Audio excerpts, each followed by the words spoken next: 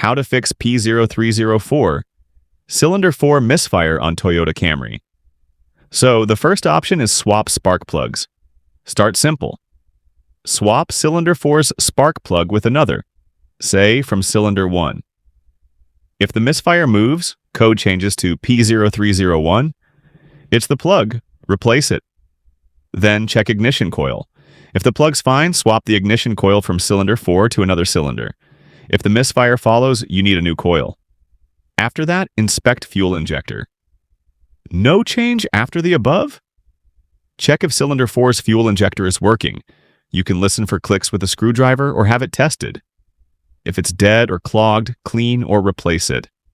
And then check for vacuum leaks or wiring issues. Look for cracked hoses or damaged wires near cylinder 4. Misfires can also be caused by air-fuel mix issues. Finally, do a compression test. If all else fails, do a compression test. Low compression could mean internal engine problems like a valve issue or bad piston rings.